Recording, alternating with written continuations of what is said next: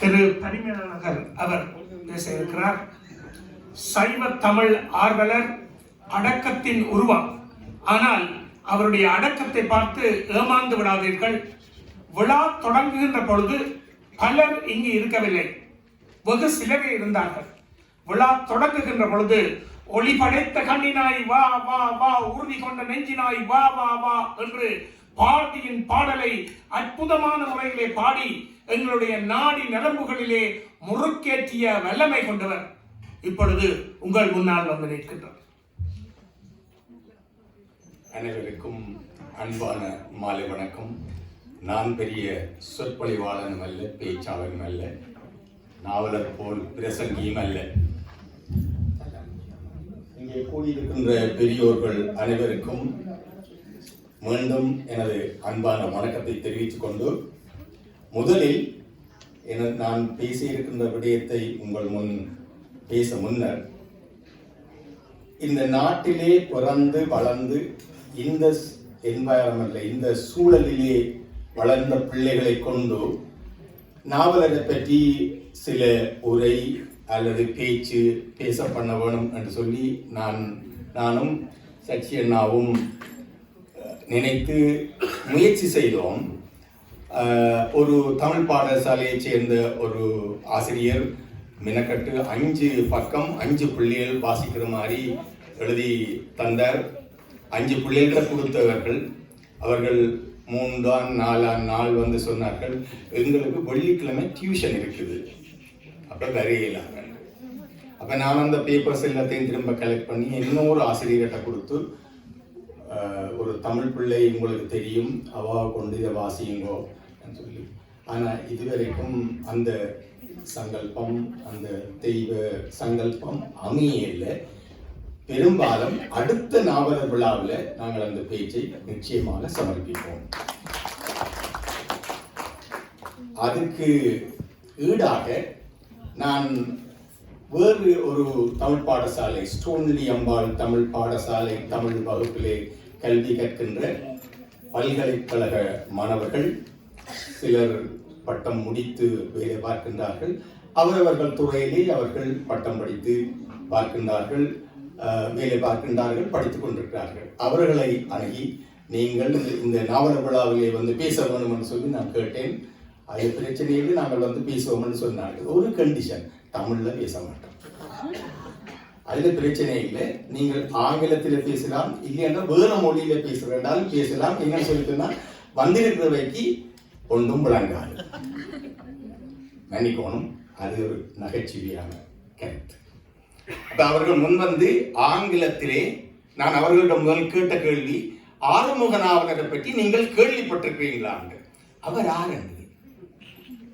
அப்ப நான் சொன்னேன், நான் சொல்ல இல்லை, இப்பதானே எல்லாம் கையில் இருக்குது, நீங்கள் போய் நீங்களே தேடி நீங்கள் அறிந்து நீங்களாக எழுதி அவரை பற்றி 3 பேர் முன் வந்தார்கள். 3 பேரும் நாவலருடைய பிறப்பு, நாவலருடைய பங்களிப்பு, நாவலர் எங்களுக்கு எண்ணத்தை விட்டு சென்றிருக்கிறார்கள், நாவலர் இன்றைக்கு இருந்தால் எண்ணத்தை எங்களிடம் எதிர்பார்ப்பார் என்ற கருத்துப்பட தங்களுடைய பேச்சை உங்கள் முன்னே சமர்ப்பிக்க வந்திருக்கிறார்கள். அவர்களுக்கு என்ன சொல்றது, மிகவும் வெகு விமரிசையான கைதட்டலுடன் அவர்களை வரவேறுங்கள். முதலாவதாக பேச இருப்பவர் மாதுரி ஜெயசீலன், 2வதாக ஷாமினி கணேசலிங்கம், 3வதாக சாய்தனியா ரவீந்திரகுமார். ஸ்டோன்லி அம்பாள் டெம்பிள் தமிழ் பாடசாலை மாணவிகள், பல்கலைக்கழக மாணவிகள், பல்கலைக்கழகம் சென்ற பின்னர் தமிழ் படிக்க வேணும் என்ற ஆர்வத்துடன் வந்து தமிழை சொல்லித்தாங்கள் எங்களுக்கு என்று சொல்லி தாங்களாக முன்வந்து தமிழ் படிக்கின்ற மாணவிகள் தயவு செய்து கொஞ்சம் விட்டு கொடுப்போடு இருந்தோம்.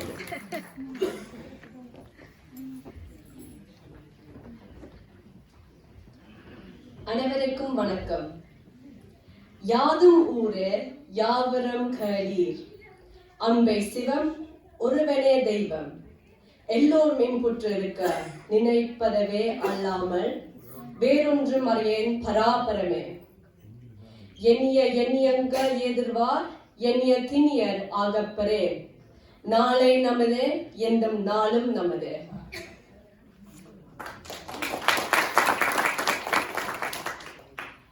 Arumuganavalar was born on the 18th of December 1822 in Nallu, Jaffna. He was born as Kandapillai Arumugapillai in a Tamil Saivite family. His father, Kandapillai, was a Tamil poet who provided the perfect foundation for Arumuganavalar's interest in Tamil literature. On the other hand, his mother, Sivakami, was known across the village for her unwavering devotion to Lord Shiva. During his education, Arumuganavalar studied Sanskrit, Tamil and English in a Christian missionary school. He was asked to teach English and Tamil by the Jaffna Central College principal, who employed him to translate the King James Bible and other notable pieces of Christian literature into Tamil. The aim behind this was to allow the achievement of the missionary targets and objectives. Throughout this period, Arumuganavalar immersed himself in both Christianity and Saivism with a conundrum in his mind of which one was the right path for himself. After further study, he realized that practicing Saivism through the Vedas and Agamas was the correct way of following God for himself. During this realization, he felt that his local community, his neighbors, colleagues and friends needed a clear understanding of Saivite, scripture and the religion. It was during this time that Christian missionaries put immense pressure on Jaffna communities to convert them to Christianity. This is partly the reason why Arumuganavalar's strength and stance on promoting Saivism is so notable and important to us all today. Thank you. Arumuganavalar began preaching in various corvids, with his first sermon being held on 31st of December 1847 at Vaideswaran Corvid in Manarpandi. It became a weekly event that occurred every Friday evening, where local people would come together to listen to Arumuganavalar discuss the sacred texts, which were understood by people of all backgrounds. It was through this platform that he was able to spread ethical debates throughout the community as he promoted the significance of giving alms, the protection of cows and the importance of women. It was Arumuganavalar who advocated for people to stop slaughtering animals as an act of worship and encourage people to self-reflect on how they can be united with God. It was the greater awareness that brought to Saivism in his work that he was able to reinvent Saivism back to its roots, Vedic and Agamic principles. Once his popularity began to develop, he opened up his Saiva Prakasa Vidyasala with a capacity of 20 students. The teachers were mainly his friends and acquaintances who volunteered their time to help him in the efforts to promote Saivism. In 1865, he went on to duplicate the school in Chidambaram, India. His teaching methods have been adopted across many primary and secondary schools across Sri Lanka and India due to the clarity gained in the understanding of Saivism, its texts and its theology. Arumuganavalar's legacy is in the form of his publications and the survival of the 2 schools which he founded. To this day, there is a mandapam alongside Veli Vedi of Nallur Kandasamy Kovil in Jaffna called Arumuganavalar Mani Mandapam. It is here where young children from local villages in Jaffna often go during special festivals to perform music programs and speech recitals in Tamil. His legacy is still very much visible to the people of Jaffna. But what effect has he had on the lives of the youngest generation of the Tamil diasporas such as ourselves?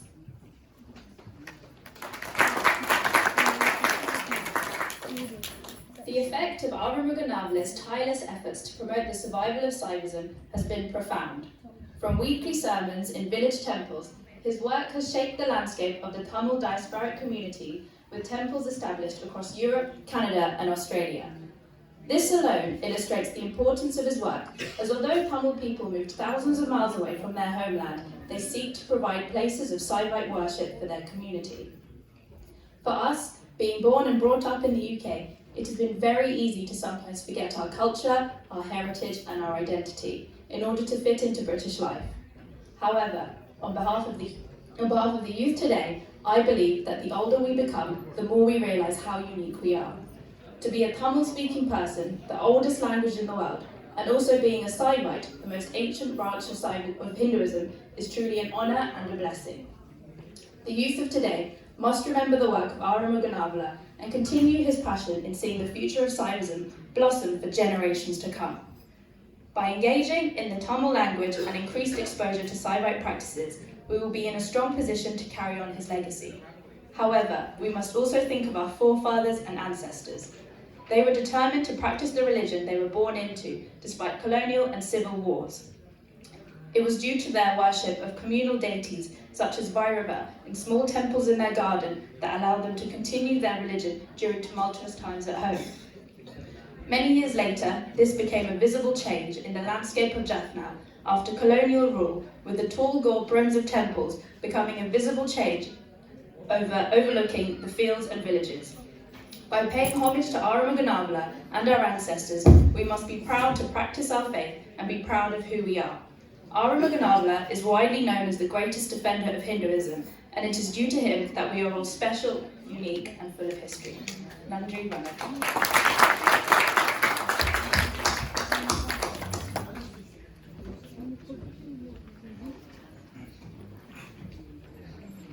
பெரியோர்களே, இன்றைய தினம் இதுவரையும் நடந்த நிகழ்வுகளையும் பிள்ளைகளுடைய பங்களிப்புகளையும் அந்த முதலாவது பேசிய பிள்ளையுடைய தமிழும் உச்சரிப்பும் மிகவும் ஆனந்தமான ஒரு குழல் இனிது யாழ் இனிது என்பதன் மக்கள் மழலை சொல்கிறார்கள்.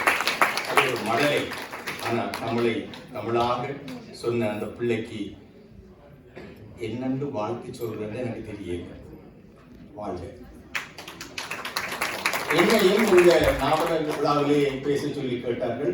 அங்கே தலைவர் மணிக்கூட்ட 2 பக்கம் வச்சு பார்த்து இருக்கார். அதனால நான் நேரத்தை கணக்க சொல்லணும்னு வந்தேன். ஆனால் இந்த தமிழ் கல்வியாகிற மாதிரி பேக்கில் மருந்துகள் கொண்டு வந்தேன்.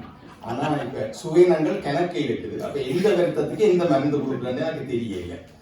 ஆகையினாலே நான் உண்ட மட்டும் உங்களுக்கு சொல்றேன். அடுத்த நாவல் விழாவில் எனக்கு நேரம் கூட தந்தால் நான் கூட சொல்லலாம். சொல்லிட்டார் தலைவர். இந்த மண்டபம் சிவன் நிலையம் என்று சொல்லி அழைக்கின்றார்கள். சிவனுக்கு சச்சிதானந்தன், இது சச்சிதானந்த நிலையம். அதுதான் உண்மை. அதை யாரும் மறக்க இயலாது, மறக்கவும் முடியாது, மறக்கவும் இயலாது. அந்த வகையிலே நாவலர் பெருமானையும் நாம் மறக்க இயலாது. நான் பிறந்து வளர்ந்தது ஈழத்திருநாட்டில், யாழ்ப்பாணத்தில். ஈழத்திருநாடு இந்த உலகத்திலேயே மிகவும் ஒரு முக்கியமான விடயத்துக்கு பிரபல்யம் பெற்றது. ஏனென்று சொன்னால் அங்கதான் நீண்ட கால விடுதலை போர் நடந்தது. அந்த விடுதலை போருக்கு பங்களிப்பு செய்தவர்கள் யாருன்னு சொன்னால், விரும்பியோ விரும்பாமலோ தமது குழந்தைகள் பெண்கள், ஆண் பிள்ளைகள் தனது மொழிக்காகவும் தனது மண்ணுக்காகவும் தனது கலை கலாச்சார பாரம்பரியங்களுக்காக தன் உயிரை தியாகம் செய்வதற்கு தயாராக இருந்தவர்கள், உயிரை தியாகம் செய்தவர்கள், தியாக பூமியிலிருந்து வந்தனர். நான் இந்த புதினம் பேப்பரில் நான் சில வேளைகளில் கட்டுரை எழுதுவது வழக்கம். அப்போ திரு ராஜகோபால் அவர்கள் என்னுடைய பெயரை சிவா பரிமேலழகர் என்று போட்டிருந்தார். அதன் மூலமாகத்தான் இந்த சிவா பரிமேலழகர் என்று கேட்டபோது அவரும் இங்கே தான் இருக்கிறார், அவரும் சில கருத்துக்களை காலம் எழுதுகிறார் என்று சொல்லி அந்த கட்டுரையை வாசித்து போது ஒரு மிகவும் ஆன்மீகத்திலும் வைத்தியத்துறையிலும் கல்வியிலும் பல மேடைகளை கண்ட ஒரு பெருமகன் அண்மையில் வந்து கேட்டார். பல பேர் கேட்ட கேள்வி, உங்களுக்கு இந்த பேர் வந்து உங்களுடைய பெற்றோர் வைத்தவியோ இல்லை நீங்களாக வைத்துக்கொண்ட நீங்களோ, ஏன் அப்படி கேட்குறீங்க என்று சொல்லி கேட்டேன். அவர் சொன்னார், இல்லை புனற்பேரும் வைக்கிறவதானே, அதை நீங்கள் அப்படி வைத்து. இல்லை, நான் சொல்லலை, எனக்கு பிறந்த பொழுதே வைத்தவர்கள். என்னுடைய வீட்டில் மற்றவைக்கும் எல்லாரும் ஒரே ஆசிரியற்ற பேர் தான் வச்சிருக்கேன். அப்போ உங்களுடைய அப்பா என்ன? அப்பா ஒரு பண்டிதர். நான் அதையும் சொல்லணும்னா என் அப்பாவை பற்றியோ என்னை பற்றி சொல்றதுக்கு இல்லை. இந்த நாவலர் மணிமண்டபம் தொடர்ந்த பொழுது என்னுடைய தந்தையார் என்னை கூட்டின்னு சின்ன பையனாக இருந்த போது என்னை கூட்டிக்கிட்டு போனவர். 1960களில் 60கள் ஏர்லி பார்ட் ஆஃப் 60ஸ்ல திருக்குறள் மகாநாடு நடந்தது. வேலனை கிழக்கில் மத்திய மகாவித்தியாலயத்தில் நான் நினைக்கிறேன். அப்போ எனக்கு ஒரு 10 வயதுக்குள்ள தான் இருக்கும்னு நினைக்கிறேன். அந்த திருக்குறள் மகாநாட்டுக்கும் போயிருந்தேன்.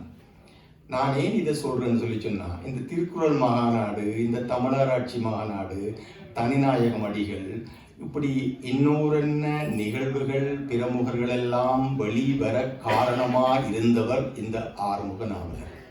இந்த ஆறுமுகநாவலர் எனக்கு தந்த தலைப்பு வந்து ஆறுமுகநாவலருடைய அரசியல் நோக்கு. அவர் ஒரு அரசியல்வாதி. ஏன்னு சொல்லி சொன்னா, அரசியல் எங்க இருந்து தொடங்குன்னு சொல்லி சொன்னா, ஒரு மனிதனுடைய பசியில இருந்துதான் அரசியல் தொடங்குகிறது. பசியை போக்குவதற்கு யாராவது முன் வருவானா இருந்தால், தன்னுடைய பசியை மட்டுமல்லாமல் மற்றவர்களுடைய பசியையும் போக்குவதற்கு யாராவது முன் வந்து உழைப்பாரா இருந்தால் அவர் ஒரு அரசியல்வாதி. கல்வி பசியை போக்குவதற்கு யாராவது முன் வந்து உழைப்பார்களா இருந்தால் அவர் ஒரு அரசியல்வாதி. தான் சார்ந்த கலை கலாச்சார பாரம்பரிய பண்பாடுகள் அழிந்து போகாமல் அதை காப்பதற்கு யாராவது முன் வருவாரா இருந்தால் அவர் ஒரு அரசியல்வாதி. அந்த வகையிலே லஞ்சம் வேண்டாத ஒரு அரசியல்வாதி, லஞ்சம் வேண்டாத ஒரே ஒரு அரசியல்வாதி நாவலர். நீங்கள் எல்லாம் இன்றைய தினம் இங்கே வந்திருக்கின்றீர்கள், ஏதோ ஒரு காரணத்தால் வந்திருக்கின்றீர்கள். ஆனால் நாவலர் உங்களை அழைத்திருக்கின்றார்கள். நாவலர் என்ற எண்ணம், அந்த உணர்வு, அந்த சிந்தனை உங்கள் மத்தியிலே, உங்கள் மனதிலே இருந்தபடியால் நீங்கள் இங்கே வந்திருக்கின்றீர்கள்.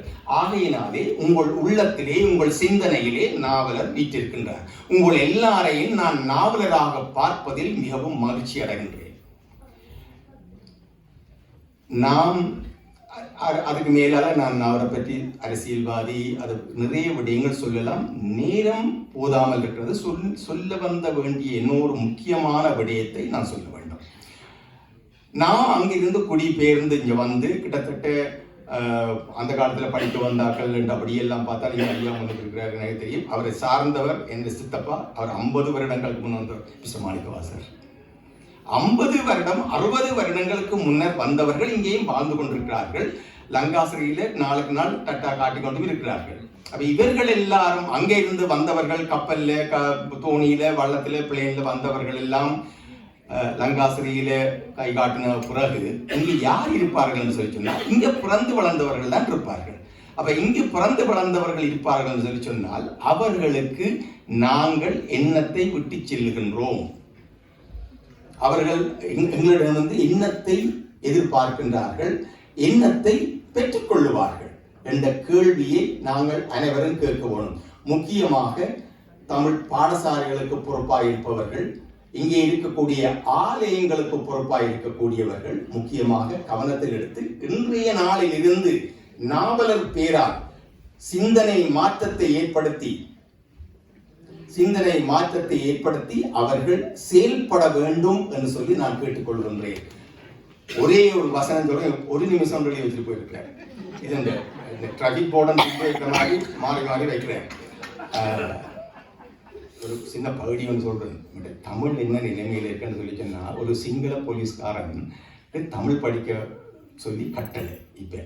அப்ப அவர் கண்டியில ஒரு தமிழ் பள்ளிக்கூடத்துக்கு போயிருந்தார். அப்ப தமிழ் வாத்தியார் ஒரு வசனத்தை எழுதி கொடுத்து அதை வாசிக்க சொன்னார். இப்போ அதான் அங்கே நடக்குது. அப்படித்தான் நாங்களும் வந்துட்டோம். மொரிஷியஸ் பீப்புளை பற்றி எல்லாம் காய்ச்சார்கள். அது நாங்கள் என்ன மோசம் வாசிச்ச வீமசேன மகாராசா மரத்தப்பூ டிங்கினாரே என்று அந்த மாதிரி தான் இப்ப நாங்கள் தமிழ். வீமசேன மகாராசா மரத்தை புடுங்கினாரே என்றதுதான் வசனம். வீமசேன மகாராசா மரத்தப்பூ டிங்கினாரே என்று சொல்லி நாங்கள் தமிழ் கொடுத்து படித்து கொண்டிருக்கிறோம்.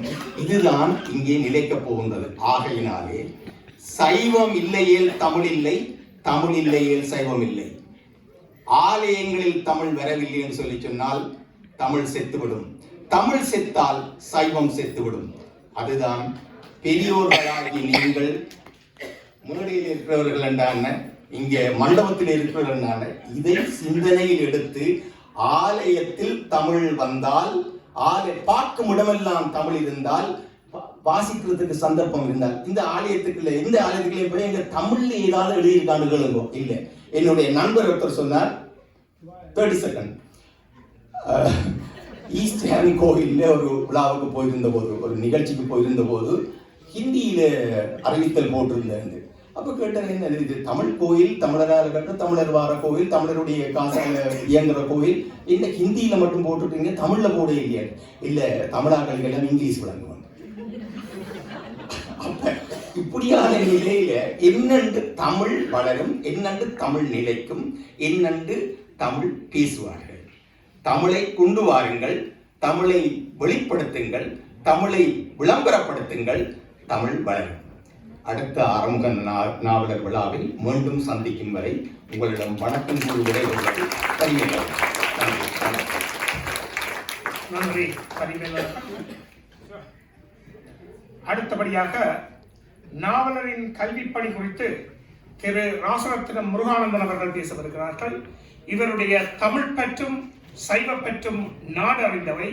நான் அறியத்தக்கனையாக 35 ஆண்டுகளுக்கு மேலாக லண்டன் மாநகரத்திலே சமய பணி செய்து கொண்டிருக்கிறார்.